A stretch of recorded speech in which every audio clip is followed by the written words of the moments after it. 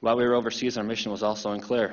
As we've also heard this weekend, our rules of engagement seemed to change daily, based on where we were at the time, based on what the roads were like, based on what was happening in the news, based on who was riding along with us. If we had a member of the media with us, or if we had a colonel or general with us, our rules of engagement did change, to the point where our daily briefings became a joke, literally. We could never predict what our rules of engagement were going to be, and it also depended on what phase of the deployment we were on.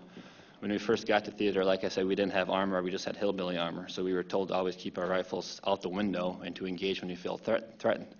And then once we got armor, we were told just to close the doors, close the windows, and drive on even when fired upon. And to the best of my knowledge, that's the first time in American history that as armed forces, we got sent into combat and to harm us away, and we were told that we could not return fire once fired upon. And I think that's a disgrace, and that's another reason why our morale was hurt and why that leads to the breakdown in the military. And as we've also heard this weekend, there were countless kids along the roads of Iraq. As a transportation company, we were on the roads almost every day. And there's just countless kids that lined the roads, especially in urban settings, but even in rural settings. And we were told it was against UCMJ policy to provide these kids with anything, including water or food. So much for winning the hearts and minds, because sometimes these kids would be there and they'd actually cheer us on and give us a thumbs up. And sometimes, literally, those same kids would be there the next day that would be, yelling at us, throwing rocks at us. It definitely depended on what was going on in the area at that time. But we weren't allowed to engage with the children. We weren't allowed to give them food or water. And the same could be said about third country nationals, and we call them TCNs. And to kind of just put that in a nutshell, they were very low-paid men and women, mostly men from third countries, that the United States has hired and basically contracted out for next to nothing, that I thought treated them very poorly, disrespecting them by paying next to nothing. They gave them rations of food, basically just cans of food and a few bottles of water for a few weeks mission. And again, we were told not to assist them or really coordinate with them. But we were responsible for the safety, so that definitely added to the burden of us as a transportation company, because these people came without armor, they came without weapons, most of them didn't know how to speak English or Arabic. So we actually had to guide them. So that added to our mission as well. So that also is something that hurt morale. Although these men that we worked with were actually wonderful people, but they were mistreated, and it's just those kinds of things eventually add up. And we realized that this was necessary because we didn't have enough troops on the ground at the time of invasion, and it led to us depending on basically taking advantage of these oppressed people.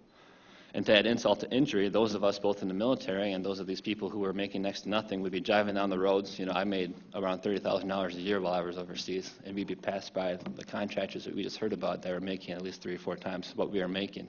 And like he was saying, definitely in some ways had a lot better than we did. So that just adds insult to injury, and these are just, we'd see them pass by in their black SUVs, and they didn't have to follow the same rules of engagement that we had, and didn't have to, engage with the Iraqis the way we did. And again, that just adds insult to injury, and that definitely leads to the breakdown in the military. We worked very long and hot days for very long periods of time, and we were almost always on edge, as you can imagine. And eventually, it simply takes its toll on people. We did lose a few members based on various hardship reasons that eventually got sent home. And it's very hard to see your best friends break down and lose it. It was hard to constantly feel conflicted, knowing full well that I was in a situation I didn't necessarily want to be in. And the more I got there, I realized I was in a mission that I didn't support at all. But I also knew, whether I liked it or not, that I was serving as an unofficial ambassador to the United States. And I tried to treat the people that I encountered with respect, and that goes from fellow service members to Iraqis to these TCNs that I talked about. And I tried to show them that just because we all view, them and us, I can speak for myself, that we viewed our president as a money-hungry warmonger, that America was still filled with people who really cared about them and were trying to do the right thing.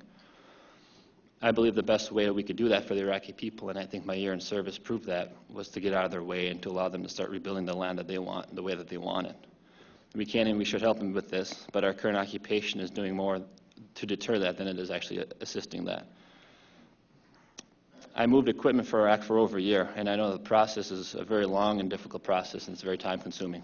And that's why I think it's imperative that that process start immediately. In summary, there are a lot of factors that are causing the breakdown in the military. I want you to know that I'm very proud of the men and women that I personally served with. They were an outstanding group of men and women, and we didn't have to encounter some of the tragedies that I've heard about this weekend, such as dehumanization and torture. However, I look back in the past 6 years as someone who did enlist after September 11th, and I look back and I wonder, what did I do? I mean, I enlisted to be part of the solution, not part of the problem, but I feel like I did just the opposite. And I know a lot of people in my unit feel the same way. And I think of what a disgrace and what a tragedy it is that these are men and women who served mostly with the right intentions, and they were mistreated, and their patriotism and their willingness to serve was exploited and taken advantage of. And I never expected the war or any physical force to be an end-all to these problems that we are facing as a country.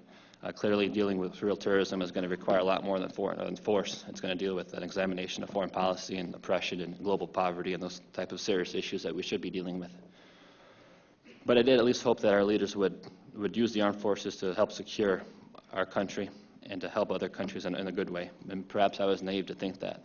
Not only weren't these actions done, but I do feel that we've actually become less safe as a nation because we've spread anti-American sentiment around the world, and particularly in Iraq, which I think we're all talking about now. Future generations will have to deal with this, not only financially, but more importantly because of that hatred that we've helped spread. And lastly, I believe a big reason why the military is breaking is because we've lost some of our best members, not only because of the death and injuries that we've talked about, but because of those of you who are in the room today and those of us who have gotten out. Those of us who enlisted to do what was right, but wound up getting out because we were asked to do what was wrong. And there are others of you who may have, I know there's people that have different views of the war or different political viewpoints, but nobody can argue against that, the fact that we should have had better equipment, and we should have better planning, and we should have better preparation, and that we should have better care when we get home. Those who speak against this war are not the treasonous traitors. They are the brave heroes who are honoring the commitment to this country. There's those who have blind loyalty to a dishonest man and to a dishonest administration, those who wave the flag and have a yellow ribbon on their SUV and claim to support the troops, but sit by idly and allow these disgraces to occur. Those are the people that I fear have betrayed our troops and have betrayed our country.